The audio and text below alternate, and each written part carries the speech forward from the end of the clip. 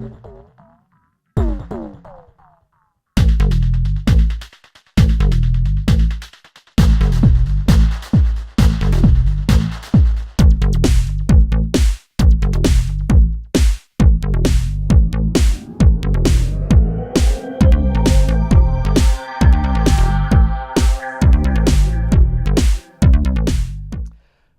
to Hi-Fi Fitness. I'm Denet, the host and producer. I wanted to give a follow-up to our last show, which was Paleo versus the Vegan. This one was about Freedomfest. How does freedom and fitness relate? This is actually going to be one of our most important episodes ever. And I want to give a little background. I was at the Freedomfest event in Las Vegas. I was there and I was able to bring my camera in and record some of these healthy living sessions. So during this show, you're going to learn the link between health, freedom, and also some pointers. What are the two most important vitamins to take, as long as a whole host of other little tidbits and useful tips. We have we have clips on this show from John Mackey, the CEO and founder of Whole Foods. I had to slide a little ending in from Steve Forbs, who I find is quite the motivational speaker. Also, John Durant, the Paleo Manifesto. I had a nice interview with him. I do have to say, I was able to get a good interview in with John of the Paleo Manifesto. However, John Mackey of Whole Foods would not let me interview him. I did get a picture with him, so I'll show our viewers the picture I took with him. You must have asked him about GMOs. I asked him, and he said, well, he said if I do an interview with him, it would have to be approved through his people at the store. However, I did record his speech, so we'll get a few clips from his speech. And he actually gave 3 different talks here. One was on conscious capitalism, which is pretty interesting. He's looking at how businesses can be more conscious and help make better choices. Basically, capitalism with love, or looking out for the overall good. I think the main takeaway there is businesses are not in business just to make money. You're not a fitness trainer just to make money. Right. You're a fitness trainer because you love fitness. You want people to be healthier. Right. Okay.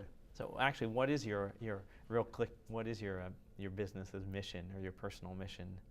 To help as many people as I can. Look and feel their best. I feel like I'm in the background. So if you want to have the best TV show on the planet, and my goal will be to help you get there through coaching you on your food and your sleep and your exercise. So. All right. Well, let's take a look at the clips from Freedomfest, and then we'll come back and give a little follow-up, wrap-up, and analysis at the end. So watch, and I want to see what your key takeaways are. Feel free to leave messages on my YouTube or some comments on your thoughts and feedback to this show. Thank you. Now let's watch that clip.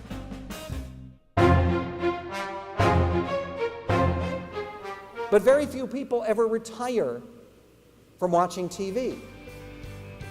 Most people begin their work lives at age 21, 25. If you're sending a child to graduate school, age 40. But people begin watching TV often in the United States when they're 1 or 2 years old. At the end of a typical American life, an American will have watched 13 years of television. We spend more time in our lives watching TV than anything else other than sleeping. Big government politicians need to distract you from their true agenda. I call it WMDs, weapons of mass distraction. Throw the bums out.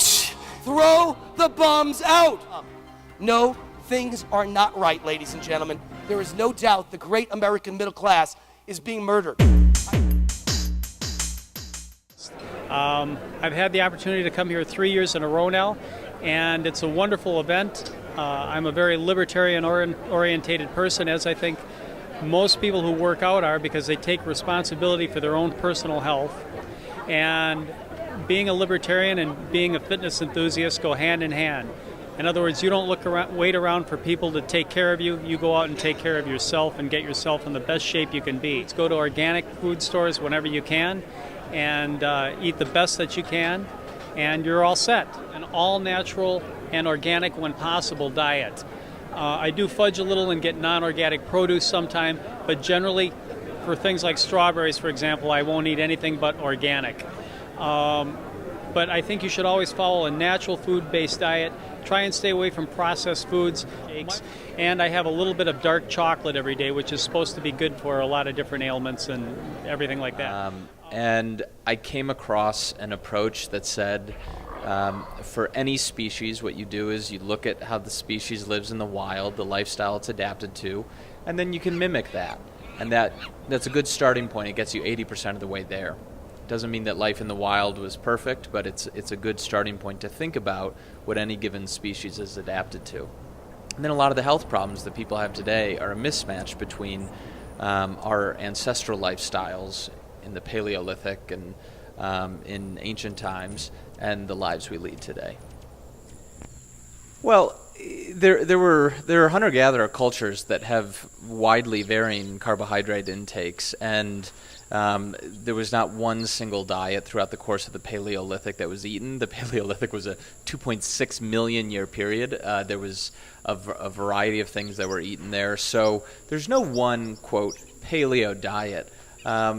But that said, mimicking it within some general parameters, a lot of people are going to find that's beneficial.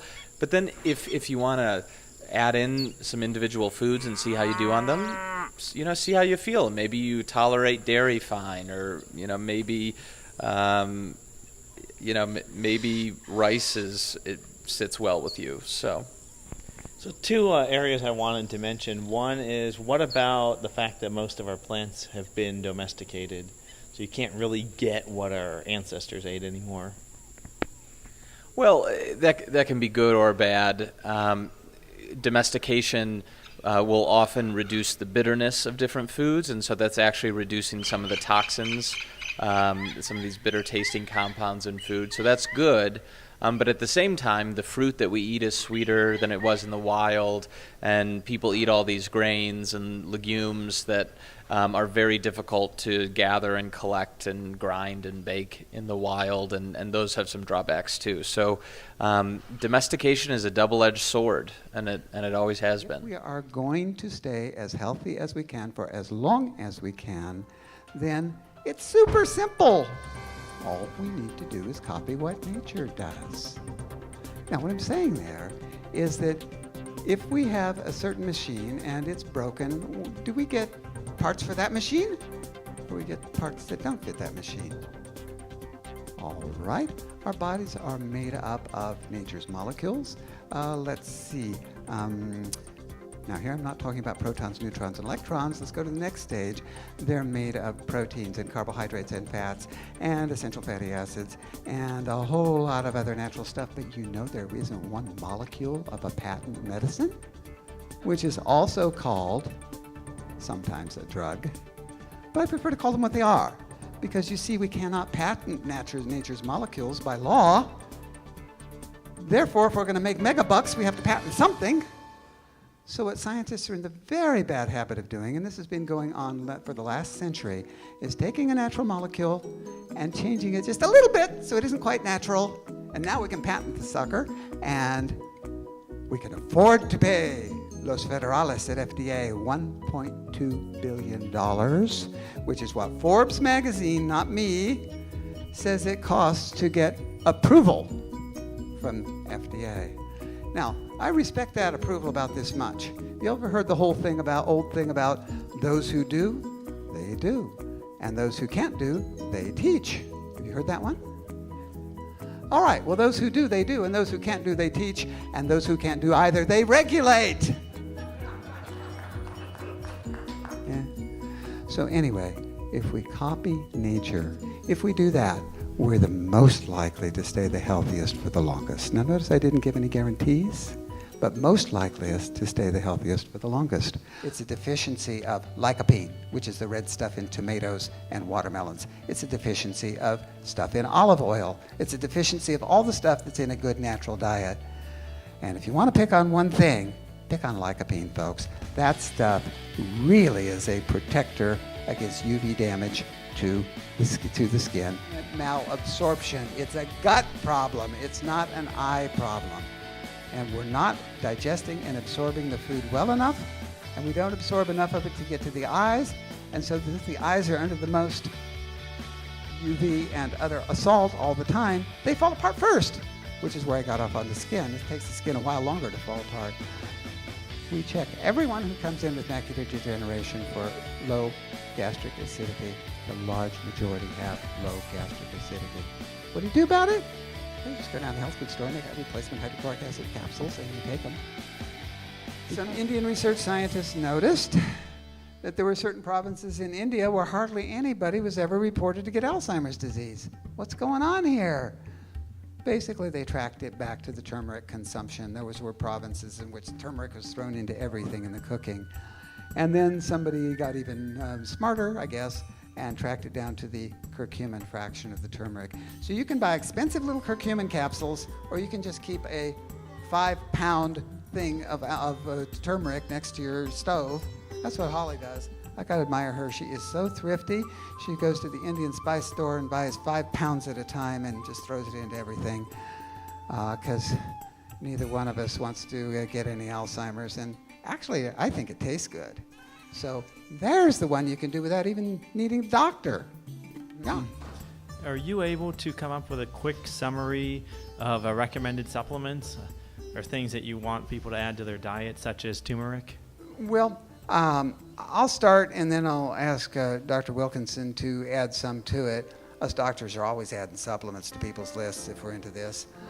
But there's 2 really basic things that nobody should be without, and those happen to be vitamin C and vitamin D. Stuff where you don't need your doctor, and you're not going to kill yourself with vitamin C ever. We like to be there for things that are complex, that, yeah, you got to go study on. But there's so many simple measures we can keep ourselves healthy with, and the second one is vitamin D. Now, if you happen to live in the tropics, and you get out a fair amount, but you don't burn yourself to death, your vitamin D blood level is going to be between 60 and 100, what's called nanograms per deciliter. And by the way, nobody ever died of vitamin D toxicity in the tropics. I guarantee you that. Nobody ever did. Okay, what happens when we measure the average North American? University of Arizona did a wonderful study. They asked for people living within 50 miles of Tucson. 3/4 of them were below the tropical optimal, living in Arizona. So most of us as adults have to take at least 5,000 units a day to stay there. Now, why would we want to take that vitamin D? Because, remember, we're dealing with copy nature, and people seem to have originated in the tropics and migrated out a long time ago, our ancestors. So we're accustomed to that. I mean, after all, why were Adam and Eve wearing fig leaves anyway instead of clothes? They didn't need clothes. Sunny, nice and warm and everything. So we should get that same amount that the species was created in or was evolved in, whichever you'd like. That's vitamin D. So these are 2 basics. These are unhealthy foods. So low-carb movement has done a great service to the American people if they can get people to stop eating those foods. Those are the single foods that people should eliminate first from their diet.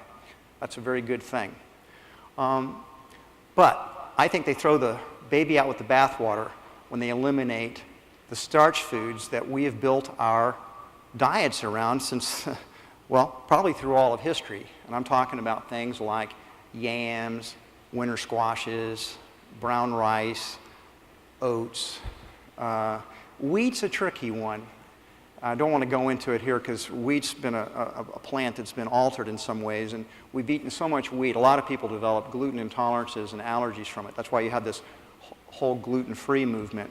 So wheat's a tricky one, but you could still eat a very base your calorie intake on starch foods and not ever eat any wheat. I mean, most of the Asian peoples have built their diets around rice. Rice is a particularly non-allergenic food. Next slide.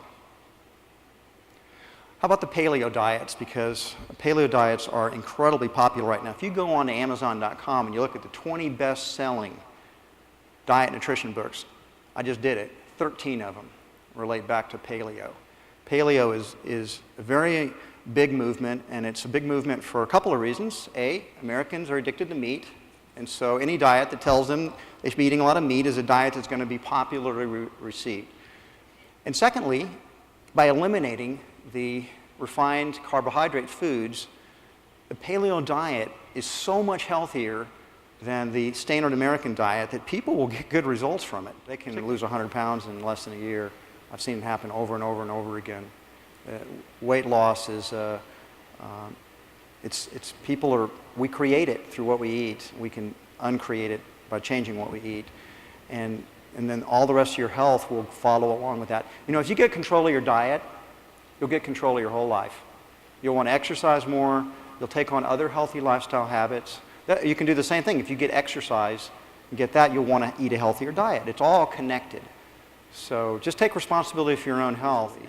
And I think eating small quantities of nuts and seeds is very healthy. But if you're eating massive quantities of nut cheeses that are processed and you're getting them in the stores, even in Whole Foods, it's not a super healthy food. You could do better. I said I had breakfast today. I have a rice cooker with me, small little portable rice cooker. I cooked up steel-cut oats, added some blueberries, organic blueberries to it, and a little almond milk, and it was a great, great breakfast. When you travel and when you eat out, it's very difficult. Most restaurants serve remarkably unhealthy food, full of salt and oil and sugar. And that's just the reality of it. And you got to find good ones that don't, or get the cooks to be cooked the way you want to. You can almost always get steamed vegetables or salad. And if you just put a little balsamic vinegar on it, don't put too much oil on it, you can get a healthy meal. But it's tricky. Oh, yep. Learn how to cook. No, honestly, or marry someone who does. because it's very hard to be healthy unless you are on a regular basis cooking and eating really healthy food, unless you go completely raw, and I'm not sure that's a healthy diet.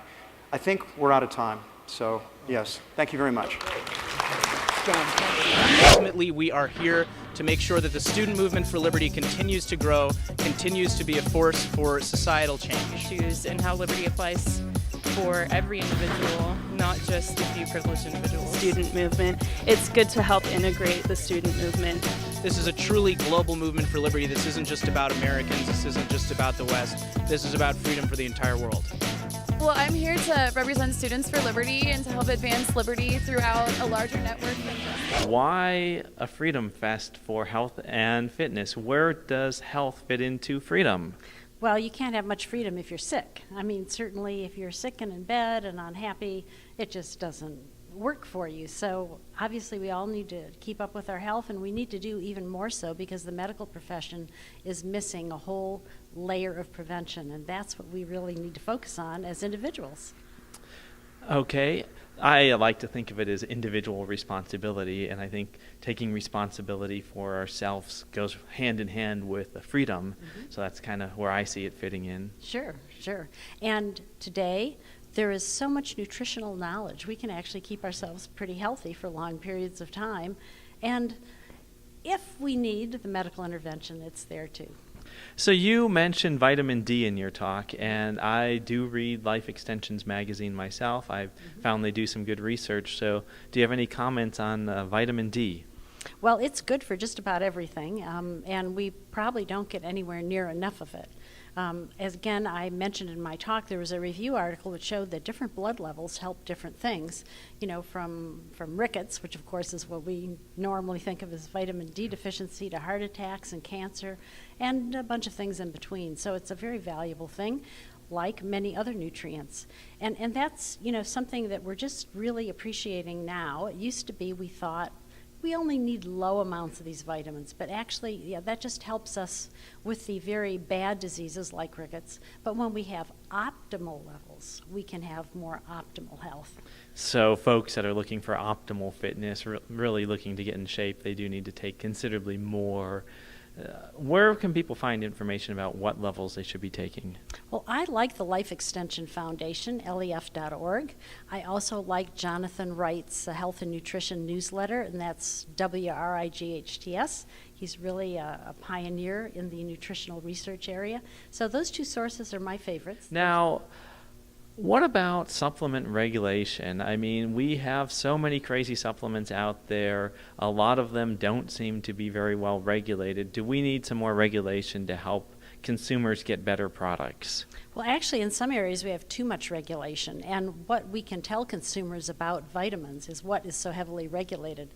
The FDA doesn't think the First Amendment applies to what it calls commercial speech, and the manufacturers, of course, if they put it on their website, will be censured by the FDA. The FDA has recently sent letters to cherry growers and walnut growers because they actually cited studies on their website saying that components of their products were very healthful.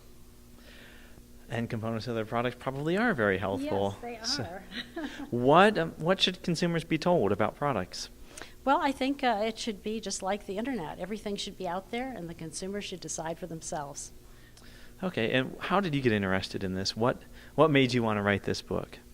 Well, I was reading about our foreign policy one day, and it kind of all came together for me, if you will.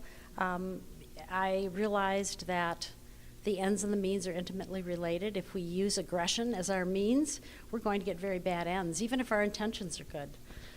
And that applies to the health sector as well. By all means. So when we use aggression to stop vitamin manufacturers, for example, from telling us about the benefits of their product, we're using aggression and it backfires because before we are FDA regulators or government officials or whatever, we're all people and we want to be healthy, and anything that stops that hurts everybody.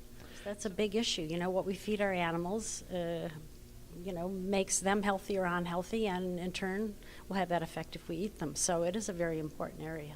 Yeah, I like to steal the phrase from Michael Pollan, we are what we eat eats. So you add the one more level to that. Mm-hmm. And sometimes it's hard to know what we're eating. I mean, that's not that's not information that is out there normally. We don't buy a piece of beef and it doesn't say what they've fed the animal, for example. I certainly think as part of liberty, we need a lot more freedom and transparency about our food and what we're eating. Mm-hmm. That's something I'd really like to see more information. And we are, because the internet doesn't let us keep secrets anymore. So I think that's all going to come out. So come and exercise your rights of free assembly and getting your points out there. That's the only way you begin to change. Otherwise, as mentioned yesterday in a panel on healthcare, you mentioned Harris Rosen, the government will ossify how things are done. The whole healthcare delivery system has been ossified by Medicare in 1965, assuming that was the way healthcare is delivered. Well, it was in 1965, but this is now 2014, and there are a whole slew of ways of delivering healthcare. I mentioned this little device, no bigger than this, where you put your couple of fingers under it, takes your EKG, and tells you in 10 seconds whether you got a problem or not. And that kind of thing is just coming more and more, making healthcare accessible to you. You don't have to go to some place. Did the government come up with that technique, or was that? Well, I'm sure Al Gore invented it. I just haven't heard about it. We get in a rut, we find a way to get out of it. If one thing doesn't work, we'll try something else until we do. And that's the key thing. Not that we grow, but that when crises come, we find a way around them. And that's the inspiration for 200 years. We've had everything, and we found a way to continue to move ahead. And that's what we got to remind our leaders, and if they don't get it, new leaders will. All right. Welcome back. That was some really valuable information. Two most important vitamins, vitamin D, vitamin C. Take personal responsibility for your health. It's really about having choices and taking action, being responsible for what you eat, and also it all goes together. Fitness, what you're taking in, what you're eating, how you're exercising, and having these freedoms and liberty to pursue a life of happiness. I want to thank our viewers for watching High Five Fitness. Again, I'm Denet, the host and producer. I hope you enjoyed this special edition with the clips from Freedomfest. Thanks again to the folks at Freedomfest for letting me shoot the clips there. Go out there and get fit, folks. All right. Very good. And I believe every politician should be limited to 2 terms. See if you agree with me. 1 term in office and 1 term in prison. If they shred the United States Constitution with executive orders, throw the bums out.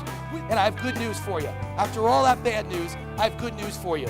The war isn't over. The battle has just begun. We've all come here today to celebrate the American higher standard of freedom. We shouldn't use the computer and our phones in fear of government. The government should act in fear of us. About Freedomfest, freedom, liberty, personal responsibility, health. Dr. Jonathan Wright, he had some interesting ideas and was pointing out the most important things on your health. He actually said that it's about going back to nature. So it was interesting. I saw the connection between what he was saying and what John Durant were saying. Both were saying we need to go back, take a few steps back and go really to what humans were eating a while earlier on. So what's your takes on going back? Yeah, I mean, some of my mentors, say it very simply. If it wasn't around 10,000 years ago, we probably shouldn't be eating it. I think they'd both be agreeing with that if it wasn't around 10,000 years ago. Maybe 5,000. A lot has changed in the last 10,000 years, though. So. It has. Yeah. So I actually had a chat with John Durant of the Paleo Manifesto. I said, well, hey, have our plants and foods been modified through the years and domesticated? He pointed out a lot of good came from that. So, for example, a lot of plants used to taste, they were more bitter, and basically we've bred them and led them into crops which are something that we can really feed a lot of people from. And so not all of the domestication's bad, and I think that's one thing. Paleos, we don't really want to go back 5,000 or 10,000 years ago and eat what they ate, because a lot of it didn't taste that good. Life expectancies weren't that long, but we do want to eliminate over-refined and processed foods. Most definitely, yes. And I think we do also want to move and exercise more. At the very beginning, there was a clip of, I think at the end of the average lifespan, the average American spent 13 years watching TV. So real quick, do you have 30 seconds to comment on that? Well, I mean, sitting is the biggest problem that we have, right? I mean, everybody, especially in our area, Silicon Valley, everybody has a forward head and rounded shoulders, and we have a number of overuse injuries, and and then when people hit the gym, they only make things worse by doing push-ups and bench press. So, yeah, we need to move. We need to have good ergonomics at our chairs. We need to sit better. Be tall right now. The sitting is dangerous, so we need to move. The body's made to move, and the goal is 30 minutes a day now. So have an effective 30-minute exercise routine, and that's what I do for my clients. So take 30 minutes out of your TV program and work out. With that, I'm going to call an action for our viewers right now to stop watching this program, stop watching TV, go out there and get some exercise. Thank you for that motivation. Good to have you in the studio with us. All right. Thanks, Brian. When's your next? Every day.